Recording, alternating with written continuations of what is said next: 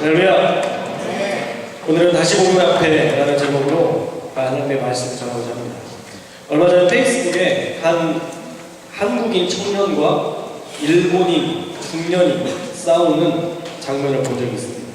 일본인 중년 남성은 한국인 청년에게 조생직이라는 말과 또 꺼져라 라는 말로 계속적으로 한국을 모욕했고, 한국인 청년은 그만하라고 윽박지르다 결국 자기 분을 참지 못해서 그 중년 남성을 밀치고 깔고 앉아서 때리지도 못하고 참기도 힘든 그런 상황 속에서 일본 경찰에게 연행되었던, 그래서 억울해하게 울먹이는 그런 동영상을 본 적이 있습니다. 정말 우리가 참지만 참다 폭발할 때가 있습니다. 물론 어떠한 경우에도 폭력은 정당화될 수 없습니다. 하지만 한계에 부딪히면 누구라도 그것에 대해 징계할 수밖에 없습니다. 오늘 호세아서는 그런 한계 상황에 도달한 하나님께서 그들을 징벌하는 장면이 소개되고 있고, 또 징벌 후에 다시 회복하실 것에 대해서 오늘 본문의 말씀에서 약속하고 있습니다. 1절에 보면 오라 우리가 여호와께 돌아가자 라고 말씀하고 있습니다. 너무 먼 길을 갔음을 우리가 알 수 있습니다. 여기서 말하는 우리는 호세아를 포함한 모든 사람들을 말하고 있습니다. 모든 사람들이 하나님과 멀어져 있음을 암시하고 있습니다. 정말 이스라엘은 총체적 난국 상황에 이르러 있었습니다. 예루살렘이 파괴될 당시의 상황을 예레미야가 가장 잘 표현하고 있는데, 그때 당시의 상황을 잘 설명하는 말씀이 바로 예레미야 2장 7절에서 9절까지 말씀입니다. 우리 2장 7절부터 9절까지 말씀 함께 읽겠습니다. 시작. 내가 너희에게 비하는 나의 이거야.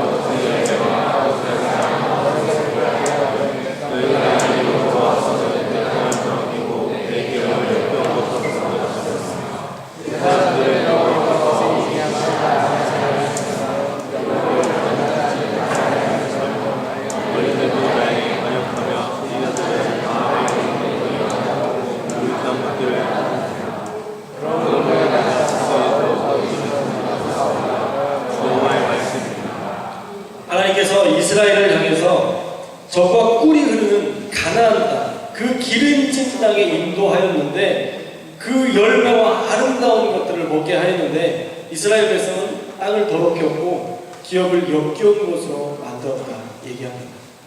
왜 역겹다고 표현하시냐면 세번역 8절은 이렇게 기록되어 있습니다. 8절 말씀 함께 읽겠습니다. 시작. 그 사람들은 나의 현지를 찾지 않으며 법을 다루는 자들이 나를 알지 못하며 통치자들은 나에게 가서 전하라.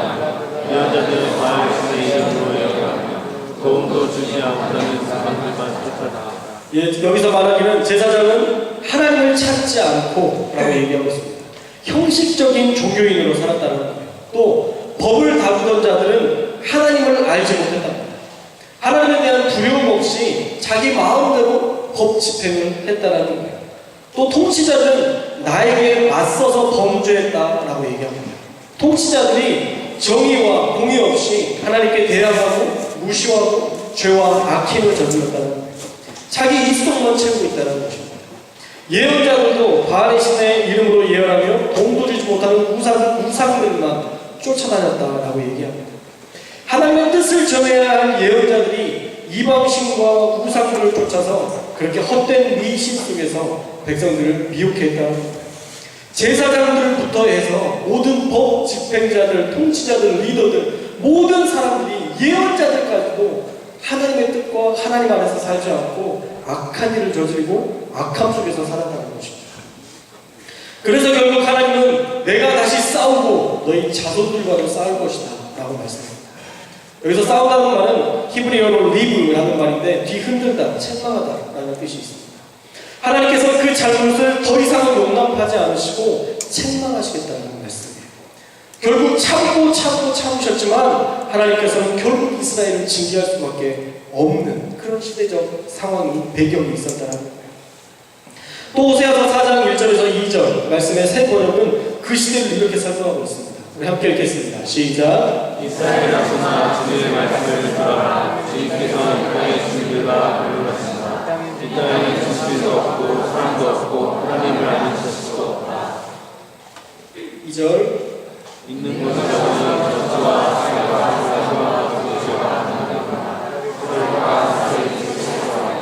예, 진실도 없고요, 사랑도 없고요, 나는 지식도 없고요. 있다고 하는 것은 저주, 살인, 사기, 도둑질, 가뭄이라는 겁니다. 또 사력과 학살이 그칠 새가 없답니다. 얼마나 타락하고 완악한 세대입니다. 이게 바로 그 당시의 백성들의 삶이었다는 겁니다. 하나님이 사랑하실 수도 없고 참을래야 참을 수도 없는 그런 상황이었다는 것입니다. 그런 상태였기 때문에 호세아는 돌이키라 말씀하고 있습니다.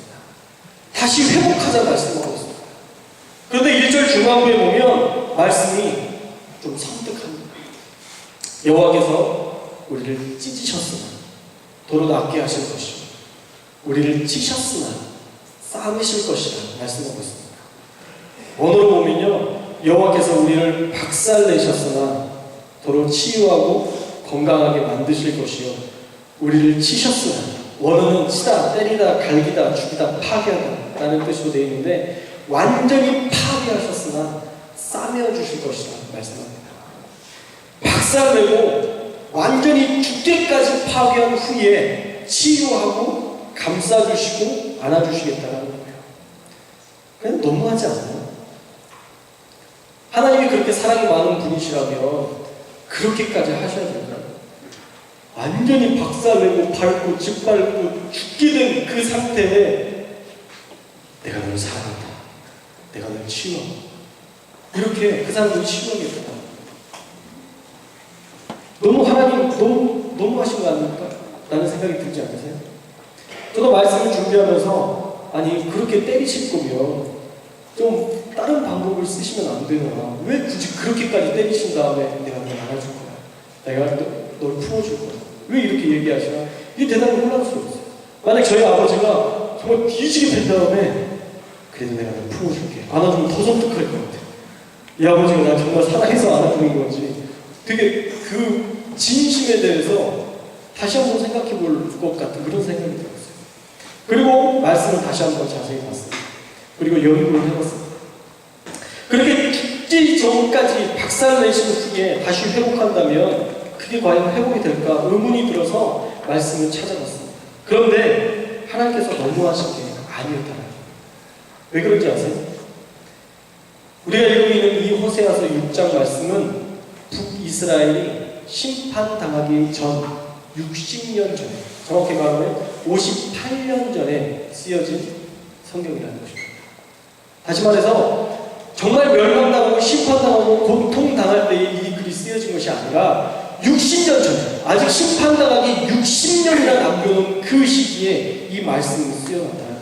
다시 말하면 아직 때리시지도 않았고요, 징계하시지도 않았던 상태입니다. 하나님은 오히려 60년 전 그 많은 시기를 걸쳐서 오랜 시간들을 두신 이후에 말씀하시면서 이스라엘 백성들은 돌아와라, 돌이켜라고 말씀하고 있다는 거예요. 정말 때린 후에 내가 회복시켜줄 거야가 아니라 이제 돌이켜야 된다. 너희의 그 악한 상황에서, 그런 악한 상태에서 돌이켜야 된다. 하나님은 말씀하고 있다라는 것입니다. 우리가 60년의 기간을 보았는데도 이스라엘 백성들은 제대로 살지 않았고 이렇게 될 것이다 라는 호세아의 예언에도 불구하고 이스라엘은 돌이키지 않아서 그 타락한 세대는 결국 무서운 형벌을 받고 말았습니다. 사랑하는 여러분, 하나님은 자기 백성들을 때리기를 기뻐하시지 않으십니다. 오히려 우리가 죄에서 돌이키기를 바라고 계십니다. 그렇기 때문에 우리는 우리의 삶 속에서 잘못된 부분에서 반드시 돌이켜야 합니다. 우리의 삶 속에 있는 악한 길에서 떠나서 우리는 새로운 삶을 살아야 합니다. 우리가 원하는 그 길, 어쩌면 그 길에는 생명이 없을 수도 있습니다. 돈, 명예, 권력을 얻는 것, 예쁜 여자를 얻어야 되고 잘생기고 멋진 남자, 성공한 남자를 얻어야 되고 그 무엇보다 인정받고 존경받고 성공하기 위해서 사는 삶, 어쩌면 그 안에는 선한 것을 찾아보기 힘들 것입니다.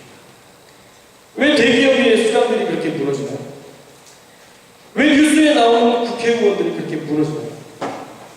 어쩌면 존경받아야 될 그 자리에 있는 사람들이 왜 그렇게 무너지고 있죠? 결국 본질을 잃어버려서 그런 건 아닙니까? 지켜야 되는 원칙을 지키지 못하고 그것보다 더 앞서 나가서 내 욕심을 채우기 위해서 그들이 그 욕심 따라 살았기 때문에 그들이 무너지는 건 아니에요. 사람의 원칙을 지키고 욕심을 내려놓는다는 것은요, 결코 쉽지 않은 일입니다. 여러분의 삶 속에서 원칙을 지킨다는 것, 어쩌면 지금은 쉬울 거예요. 그런데 나이가 들면 들수록 어려워지더라고요. 제가 나이가 들어가면 들어갈수록 점점 더 어려워지는 거예요. 물론 아직은 젊으니까, 아직은 그렇게 나이가 많지 않으니까 그래도 괜찮은데 점점 권력욕과 돈과 명예, 이것이 정말 싸워내지 않으면 지킬 수 없는, 이겨낼 수 없는 그런 상황이 될 수도 있겠다는 생각이 듭니다. 어쩌면 나이가 들면 들수록 더 그렇게 될 것입니다. 그런데 원칙과 욕심을 벗어나는 방법이 있습니다. 그것은 바로 예수님을 제대로 알고 그 예수님과 동행하면서 주님이 인도하시는 선한 길을 따라 사는 것입니다. 그러면 제대로 살 수 있습니다. 아까 감정에도 나왔었죠? 우리 청년 한 명이 비포와 애프터, 그게 완전히 달랐었죠. 예전에는 그렇게 살았었는데 예수님을 만난 이후부터 이렇게 살기로 결정하고 그렇게 살아내니까 자신의 삶 속에 예수님의 삶이 나타나집니다. 다른 사람이 그 사람을 봤을 때 나도 한번 교회를 다녀보고 싶다. 네가 그렇게 변한다면 나도 변화야 되지 않을까? 라는 어떤 기대감을 줄 수 있는 그 사람이 되어줄 수 있다는 것입니다. 우리가 예수님을 만나야 됩니다. 인격적으로 주님을 만나고 주님과 동행해야 됩니다. 그래야 제대로 살 수 있습니다. 호세아서는요, 우리가 그 죄악된 길에서 돌이키는 방법에 대해서 6장 3절에 이렇게 말씀하고 있습니다. 네, 함께 읽겠습니다. 일단 3절 시작. 그러므로 우리가 여호와를 그 나타나시는 사자를 같이 얻으리니 그와 같이 땅을 지키는 그와 같이 그에게 임하니라. 예, 어떻게 해야 된다고요? 여호와를 알라고. 할렐루야. 여호와를 알되 힘써 알아야 된다 말씀하고 있습니다. 할렐루야. 그냥 피상적으로 아는 것을 말하는 게 아니에요. 여기 안다라는 말을 히브리어로 야다라고 표현하고 있는데 이 야다라는 뜻은요, 히브리어의 야다는 직접 보아서 알다라는 뜻이에요. 직접 경험하는 것을, 경험을 통해서 아는 것을 이 야다라고 표현하고 있습니다. 다시 말해서 머릿속으로 아는 게 아니라 경험적으로 아는 것을 말하고 있습니다. 여호와를 알되 피상적으로 아는 것이 아니라 경험해야 된다는 거예요. 예수님의 그 십자가, 그것이 내 죄를 깨끗게 하는 것이 분명하게 믿어지고 그것을 경험해야 된다는 것입니다. 주님이 우리를 얼마나 사랑하는지 다른 사람의 고백을 듣고 끝나는 것이 아니라 그 사랑이 내가 느끼고 있어야 된다는 거예요. 그 사랑에 내가 감격해야 된다는 거예요. 그것이 우리의 마음과 우리의 삶 속에 분명하게 믿어져야 그때에 비로소 우리가 예수님을 안다라고 말할 수 있다는 것입니다. 그럴 때 진짜 변화가 생깁니다. 그런 만남이 있어야 그때의 변화가 일어나는 거죠. 하나님을 제대로 만나고 알면요, 내 의지와 내 노력이 아니라 그 깊은 사랑 때문에 죄도 욕심도 자연스럽게 끊어지게 되고 그것들을 멀리하게 되어 있습니다.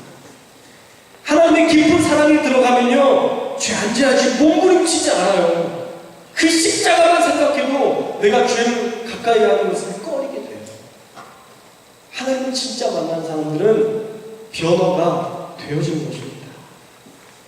오늘 여러분이 하나님을 제대로 알고 믿을 수 있기를 주님의 이름으로 축원합니다. 그리고 3절에 여호와를 알자라고 얘기한 이후에 힘써라고 단어가 붙어져 있는데 이 힘써라는 말은 좋은 말로 쓸 때 표현되는 말이 아니었어요. 이 힘써라는 단어는 보통 악의를 가지고, 악한 마음을 가지고, 악한 뜻을 가지고 뒤쫓다, 추적하다라는 뜻이 있습니다. 그래서 내 아버지를 죽인 원수, 내 땅 끝까지 쫓아가 죽이리라, 그런 정말 그 복수에 불타서 죽이는, 그럴 때 쓰는 단어가 이 단어예요. 라다프라는 말인데 악한 마음을 가지고 추적하고 쫓아갈 때 쓰는 단어가 이 단어입니다. 그냥 힘내서 정도가 아니라 정말 복수하려고 쫓아가는 그 악한 마음을 가진 사람의 그 마음을 가지고 쫓아가는 것처럼 그렇게 뒤쫓아가는 겁니다. 다시 말해서 추적하듯이 쫓아가서 목숨 걸고 따라가는 겁니다.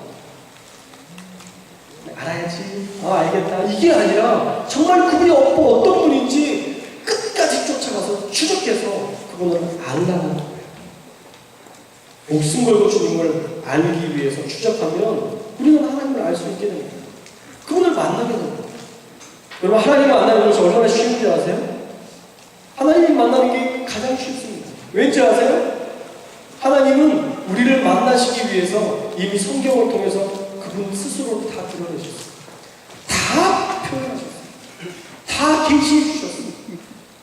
모든 것을 통해서 하나님을 만날 수 있는 모든 것들을 다 만들어 주셨어요. 어떤 사람은 자연을 통해서도 하나님을 경험해요. 그 환한 빛만 봐도 기쁨이 넘쳐. 하나님을 알겠어요. 얼마 전에 저녁 예배 금요 기도회 가는데 그냥 이렇게 가는 길에 은행잎이 자라기 시작하더라고요. 그 은행잎이 매네요. 보이지도 않아요. 너무 조그만 그 잎이 그 어두운 사이에서 피어나고 있더라고요. 아직은 추운데 조금씩 살아나는데 플라타너스의 그 잎사귀, 그 큰 잎사귀는 다 떨어졌고 이제 새 잎사귀가 쌓이는데 그것도 매하게 너무 조그만 그것들이 싹 피우기 시작하더라고요. 그 어둠 속에서 그 작은 것들이 피어나는데 그 안에서 희망을 보기 시작했어요. 어둠 속에서 피어납니다. 물론 또 어둠이 올 것이고 내일이 되면 또 낮에 그 햇볕이 밝아오는 어둠과 또 이 빛 가운데 있는 것이 공존하겠지만 그래도 계속 성장해 계속 자랄 수 있겠다.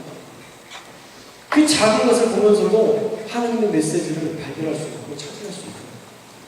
사랑하는 여러분, 우리가 어디에서든 하나님을 경험할 수 있습니다. 왜냐하면 하나님이 우리에게 이미 다 보여주셨고요.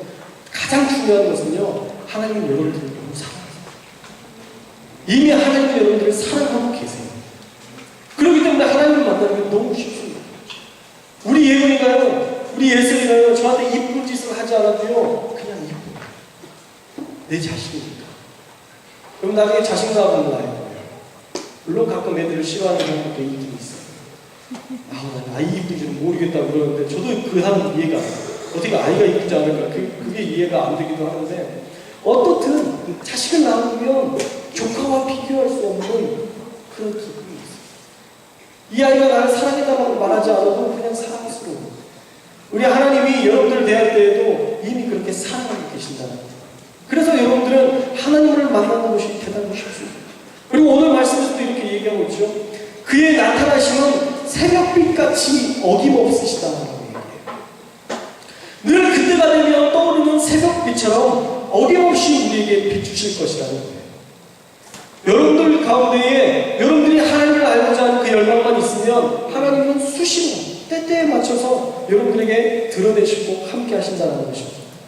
또 땅을 적시는 늦은 비와 같이 임하신다 말씀하고 있어요. 이 늦은 비는요, 팔레스타인 지역의 3월과 4월 사이에 곡물을 성장시키는 꼭 필요한 비입니다. 이른 비와 늦은 비, 들어보신 적 있죠? 성경에 이른 비와 늦은 비를 얘기하셨다. 이른 비는 처음 싹이 틔워질 때 필요한, 꼭 필요한 비고요. 늦은 비는요, 이 곡물이 성장하는, 정말 확 성장하는 그 마지막 그 시기에 꼭 필요한 비가 바로 이 늦은 비. 늦은 비처럼 그렇게 너희에게 임할 것이다 얘기해요. 여러분들 성장시키고 여러분들 풍성케 하시겠다라고 얘기하고 있다는 것입니다. 분명한 것은 우리가 복 받으려고 예수님을 믿는 것은 아닙니다. 여러분들 예수님을 만나서 복 받기를 원해서 여러분들이 이 자리에 오셨다면 잘못 찾아오신 거예요. 만약 그렇다면 잘못 오신 거예요. 여러분 복을 누리고 성공하기 위해 오셨다면 여러분 정말 잘못 찾아오신 거예요. 예수님을 믿는다는 것은요, 제대로 살기 위해서, 옳은 길을 따라 살기 위해서 예수님을 믿고 따르는 것이지, 잘되고 복을 누리고 내가 좀 더 성공하고 그것을 위해 예수님을 따르는 것은 옳지 않습니다. 그러나 우리가 제대로 산다면, 그리고 예수님을 만났다면, 또 그분의 뜻대로 살아가고 있다면 우리의 신실함을 보시고 하나님은 반드시 우리에게 복을 주시는 분이십니다. 요한복음 10장 27절에서 28절 말씀에 보면 이렇게 나와 있어요. 내 양은 내 음성을 들으며 나는 그들을 알며 그들은 나를 따르느니라. 내가 그들에게 영생을 주노니 영원히 멸망하지 아니할 것이요 또 그들을 내 손에서 빼앗을 자가 없으리라. 아멘이시죠? 내 양은 음성을 듣고 알고 따른대. 그렇게 따랐더니 내가 그들에게 영생을 주겠다라고 얘기합니다. 영원한 생명을 주겠다 얘기하고 있습니다. 예수님과 동행하면서 말씀을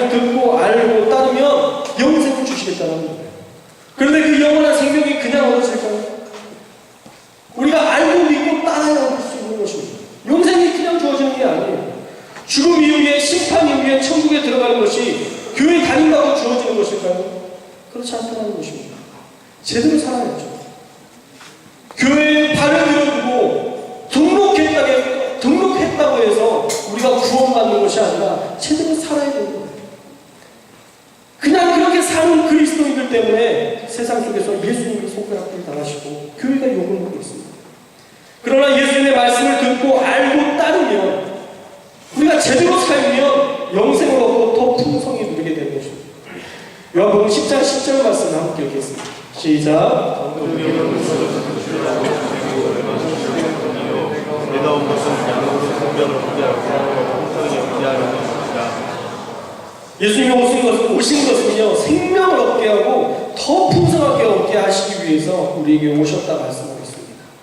사랑하는 여러분, 하나님을 믿고 예수님의 십자가 그 복음 앞에 철저히 회개하고 돌이키고 이제 우리의 길을 돌아서서 그 복음 앞에 선다면, 그 바른 길 앞에 선다면, 또 철저한 회개와 변화의 삶을 산다면 하나님은 그 심판과 멸망에서 구원하실 뿐만 아니라 돌이킨 우리와 함께 하시며 영생을 선물로 주시고 또 이 세상을 사는 동안 하나님의 풍성함을 누리며 살게 하신다는 것입니다.